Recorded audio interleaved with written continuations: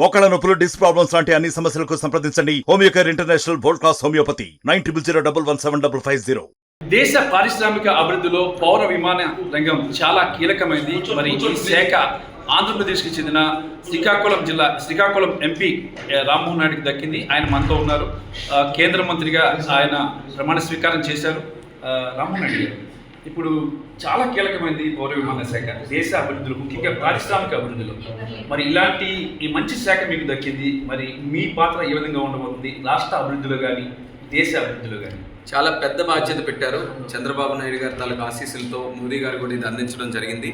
చంద్రబాబు నాయుడు గారిని ఆదర్శంగా తీసుకుంటాం. ఆయన కూడా ఇలాంటి ఛాలెంజెస్ ఎప్పుడైనా సరే ఛాలెంజ్ వచ్చినప్పుడు ఏ రకంగా దానికి అడుగులు వేస్తూ ముందుకెళ్లాలనేది చంద్రబాబు నాయుడు గారికి తెలుసు. రాష్ట్రం ఒక ఛాలెంజింగ్ పొజిషన్లో ఉంది. 5 సంవత్సరాలు వైఎస్ఆర్ కాంగ్రెస్ పరిపాలన తర్వాత రివర్స్ పరిపాలనలో ఈరోజు రాష్ట్రం, దేశం ముందుకెళ్తుంటే రాష్ట్రం వెనక్కి వెళ్ళింది. అలాంటిది ఈరోజు రాష్ట్రాన్ని డెవలప్ చేయడంలో సివిల్ ఏవియేషన్ డిపార్ట్మెంట్ని ఏ రకంగా యూటిలైజ్ చేయాలన్నది చంద్రబాబు నాయుడు గారితో కూడా కూర్చొని ఆయన తాలూకా సలహాలు సూచనలు కూడా తీసుకొని రాష్ట్రంలో ఎయిర్పోర్ట్స్ కానీ, కనెక్టివిటీ కానీ, లేకపోతే భవిష్యత్తులో ఇన్ఫ్రాస్ట్రక్చర్ ఇంప్రూవ్మెంట్, ఇలాంటి చాలా అంశాలు ఉన్నాయి. వేల కోట్ల రూపాయలతో కూడినటువంటి అంశాలు ఉన్నాయి. వాటన్నిటిని వాళ్ళ గైడెన్స్లో తీసుకొని చేస్తాం. అలాగే తెలుగుదేశం ఎప్పుడు కూడా చెప్తాం, జాతీయ భావాలు కలిగిన పార్టీ. దేశాన్ని కూడా అభివృద్ధి చేయడానికి తెలుగుదేశం పార్టీ ఎప్పుడు కూడా ముందంజలో ఉంటుంది. కాబట్టి దానికి సంబంధించి దేశంలో సివిల్ ఏవియేషన్లో ఏవేవైతే పెండింగ్ ప్రాజెక్ట్స్ ఉన్నాయో, ఇంకా ఏం చేస్తే ఏవియేషన్ డిపార్ట్మెంట్ గ్రో అవుతుంది, ప్రపంచంలోనే ఒక మంచి పేరు మన భారతదేశంకి వస్తుంది, ఇవన్నీ కూడా మోదీ గారి టీంలో మరి చక్కగా పనిచేసి మంచి పేరు తెచ్చుకుంటాం. అలాగే దేశానికి కూడా మంచి సేవలు అందిస్తాం. మంచి గతంలో ఉడాన్ స్కీమ్ ఒకటి ఉండేది. సామాన్యుడికి ఫ్లైట్ టికెట్ అవైలబుల్ ఉండేది. 1000 రూపాయలకి టికెట్ దొరికి సామాన్యుడి ఫ్లైట్ ఎక్కే పరిస్థితి గతంలో ఉంది. కానీ ఈరోజు ఆ పరిస్థితి లేదు. 1000 రూపాయలు ఉన్నాయి టికెట్స్ కాస్ట్ కూడా. మీరు దీనికి సంబంధించి ఏ రకంగా యాక్షన్ ప్లాన్ తీసి, ఇది ఎందుకు జరిగిందా అనేది మనం రివ్యూ మీటింగ్ పెట్టుకొని అసలు అందులో ఉన్నటువంటి పరిస్థితుల్ని క్షుణ్ణంగా చూసిన తర్వాతే మనం దాని మీద కమెంట్ చేయగలం. కానీ మా తాలూకా ఆలోచన ఎప్పుడు కూడా ప్రజలకి అందుబాటులో ఫేర్స్ అన్నీ కూడా ఉండాలి, వాళ్ళకి సురక్షితంగా వాళ్ళ గమ్యానికి చేరుకునే విధంగా ట్రావెల్ ఉండాలి, సాటిస్ఫైడ్గా వాళ్ళు ట్రావెల్ చేయాలి. ఇవన్నీ కూడా కొన్ని లక్ష్యాలు పెట్టుకొని దాన్ని చేరుకోవడానికి డిపార్ట్మెంట్ అందరినీ కూడా ఒక రకంగా రివ్యూస్ అన్నీ కూడా చేసుకొని వాళ్ళకి ముందుకు నడిపిస్తాం. రాష్ట్ర ప్రభుత్వాలు కూడా ఇందులో కోఆపరేట్ చేయాలి. ఉడాన్ స్కీమ్ వచ్చింది, ఆ రోజు అశోక్ గజపతి రాజు గారి తాలూకా ఆలోచనల మేరకు ఆ రోజు ఎన్డీఏ ప్రభుత్వంలో ఆ స్కీమ్ని లాంచ్ చేసాం. సక్సెస్ఫుల్గా హిట్ అయింది.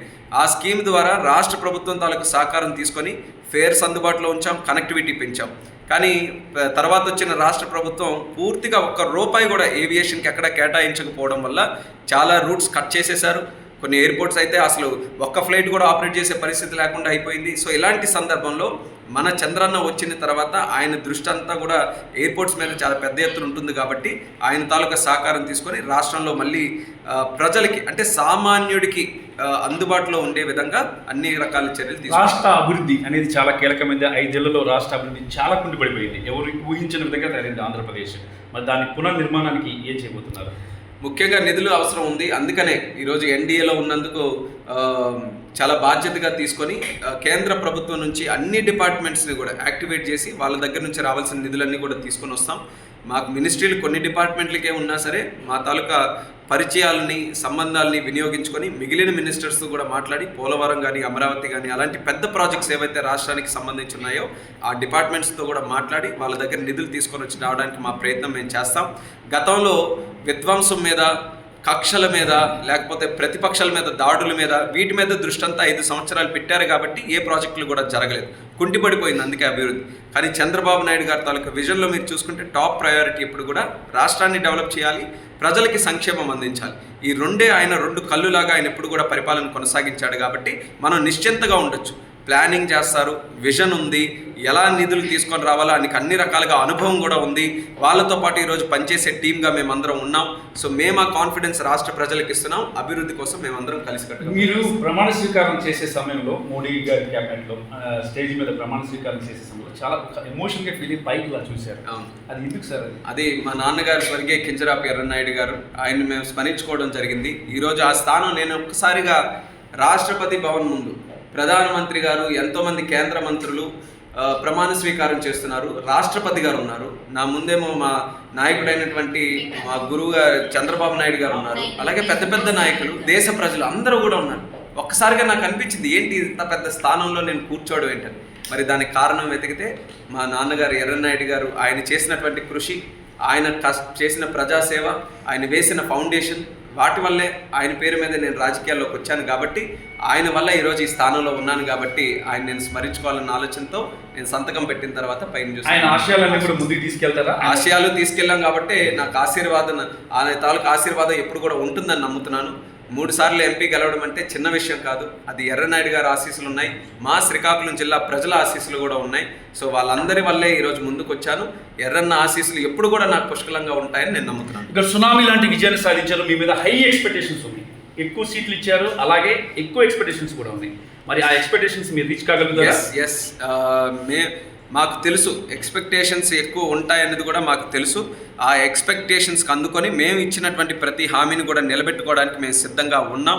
ఎందుకనంటే మా దృష్టి అంతా కూడా ఆ కార్యక్రమాలు చేయడం మీద ఉంటుంది, కానీ ఎవరినో ఏదో చేసేయాలి, కక్షలు పగలు ఇవన్నీ కూడా మా తాలూకు ఎజెండా కాదు. మాకు ఎప్పుడు కూడా రాష్ట్రం బాగుపడాలి, ప్రజలకు మంచి చేయాలంటే మా ఎజెండా. కాబట్టి ఎంత ఛాలెంజింగ్గా ఇప్పుడు ఉన్నా సరే పరిస్థితి, ఛాలెంజింగ్ ఎందుకు చెప్తున్నా అంటే ఎక్స్పెక్టేషన్స్ వల్ల 164 సీట్లు ఇచ్చారు ఈరోజు మాకు. అంటే ఎంత భారీగా ఈరోజు ప్రజలు నమ్మారో మాకు తెలుస్తుంది. ఆ నమ్మకాన్ని బొమ్మ చేయకుండా మేము పనిచేస్తాం. ఎన్డీఏకి మీరు ఊపిరి పోశారు, 16 సీట్లతో రెండో అతిపెద్ద పార్టీగా ఎన్డీఏలో మీరు ఉన్నారు. మరి ఆ రకంగా ఇంత ఈరోజు సర్కారు నిలబడిందంటే బికాస్ ఆఫ్ టీడీపీ అని చెప్పాలి. కానీ ఆ మేరకు రాష్ట్రానికి మంత్రి పదవులు అనేవి రాలేదని విమర్శలు బయట వినిపిస్తున్నాయి.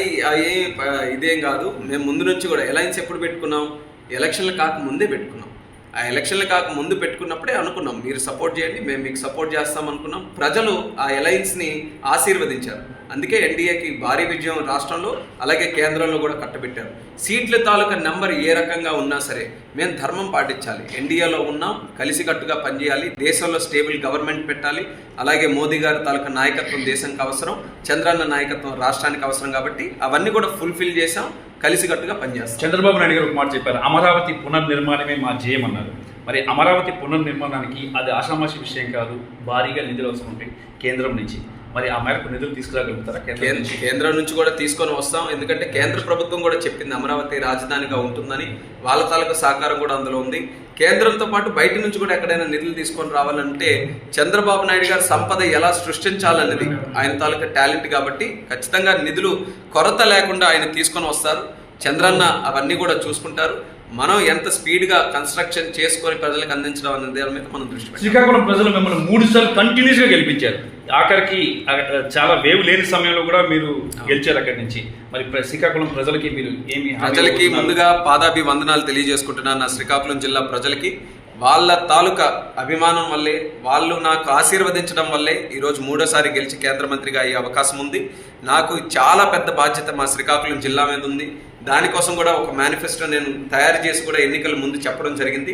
ఆ మేనిఫెస్టోని మేము ఇంప్లిమెంట్ చేస్తాం. దానికి నేను కూడా ఈరోజు ఒక మంచి స్థానంలో ఈరోజు ఉన్నాను కాబట్టి ప్రత్యేక బాధ్యత తీసుకొని జిల్లాని డెవలప్ చేయడానికి మాత్రం ఎక్కడా కూడా ఏ లోపం లేకుండా నేను చేస్తాను. ముందుగా మా ఇరిగేషన్ ప్రాజెక్ట్స్ ఒకటి ఉన్నాయి, దాని తోడుగా ఈ ఇండస్ట్రీని తీసుకొని రావాలి ఉద్యోగాల కోసం.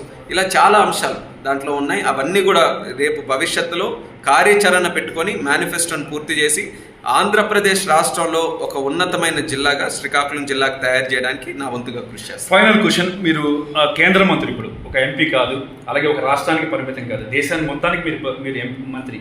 మరి ఈ నేపథ్యంలో ఎలాంటి వివక్షత లేకుండా దేశవ్యాప్తంగా కూడా పారదర్శకంగా అన్ని రాష్ట్రాన్ని డెవలప్ చేస్తారా? డెఫినెట్గా. అందుకనే మాకు ఇన్స్పిరేషన్ చెప్పిన తెలుగుదేశం పార్టీ సిద్ధాంతాల్లోనే జాతీయ భావాలు కూడా ఉన్నాయి. దేశానికి సంబంధించిన ఏ అంశమైనా మనం సపోర్ట్ చేస్తాం.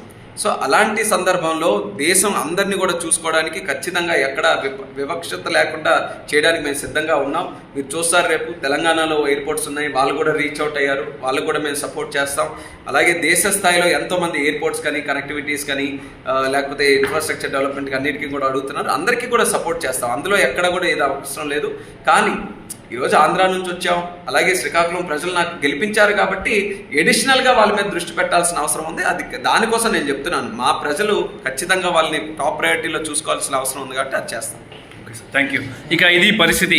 దేశవ్యాప్తంగా పారిశ్రామిక అభివృద్ధితో పాటు ఇక రాష్ట్ర అభివృద్ధికి కూడా కృషి చేస్తాను, అలాగే వివక్ష లేకుండా అందరికీ సమాన అవకాశాలు కల్పిస్తాను, అన్ని రాష్ట్రాలను కూడా అభివృద్ధి చేస్తానని చెప్పేసి కేంద్ర పౌర విమానయాన శాఖ మంత్రి కింజరాపు రామ్మోహన్ నాయుడు చెప్తున్నారు. రామకృష్ణ, RTV, న్యూఢిల్లీ. మరిన్ని వీడియోస్ కోసం ఛానల్ ని సబ్స్క్రైబ్ చేయండి, లేటెస్ట్ అప్డేట్స్ కోసం వాట్సాప్ ఛానల్ ని ఫాలో చేయండి అండ్ లింక్ డిస్క్రిప్షన్ లో ఉంది.